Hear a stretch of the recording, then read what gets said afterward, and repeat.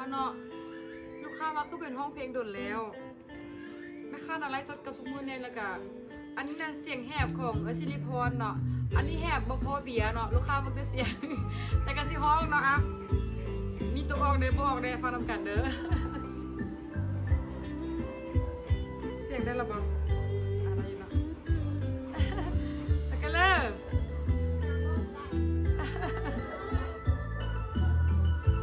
คอยเป็นเมียเจ้า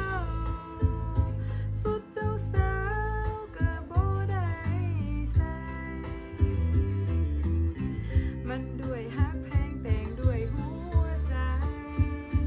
ญาติผู้ใหญ่ยังคงบ่ฮู้เฮือนหอคือห้องเศร้าพยานฮักเขามีเพียงลูกคู่ยอมอายเท่าไรอยากให้คิดดูยามอายเจ้าสู้อยากให้ฮู้ว่า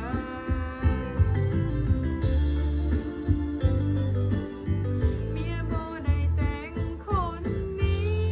มันคิดหลายกลัวบ่มีความหมายกลัวไร้ค่าเมียบ่ได้แต่งคนนี้มันเสียใจ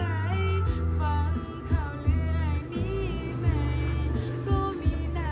ำตาอยู่กินบ่มีสินสอดแต่ยอมให้ก่อนเรื่อยมาสวยเคารพกันในการเป็นภรรยาด้วยการรักษาหักเดียวให้น้องแน่น้องสาวเป็นโสดทะเบียนสมรสบ่มีบ่แค่เพียงแค่สองเฮาเป็นคู่ฮักแท้เพียงอายดูแลอย่าให้มีน้ำตา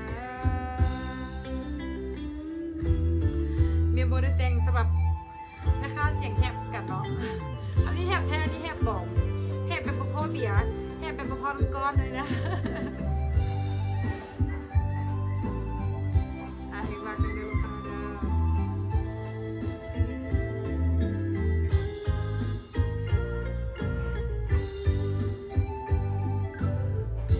อขอเสียงคนเมียบ่ได้แต่งเลยเด้อ เมียบ่ได้แต่งคนนี้มันคิดหลายกลัวบ่มีความหมายกลัวไร้ค่าเมียบ่ได้แต่งคนนี้มันเสียใจฟังข่าวเรื่อยมีไหมก็มีน้ำตาอยู่กินบ่มีสินสอดแต่ยอมให้ก่อนเรื่อยมาสวยเคารพกันในการเป็นภรรยาด้วยการรักษาหักเดียวให้น้องแน่น้องสาวเป็นโสดทะเบียนสมรสบ่มีบ่แค่เพียงแค่สองเฮาเป็นคู่ฮักแท้เพียงอายดูแล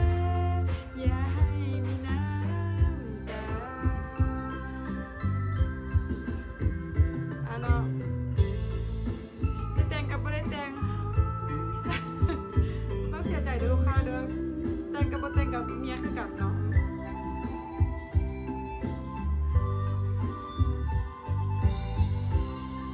เดี๋ยวไว้เสียงซาวแน่ถ้าสิมาห้องอีกเนาะลูกค้าเนาะ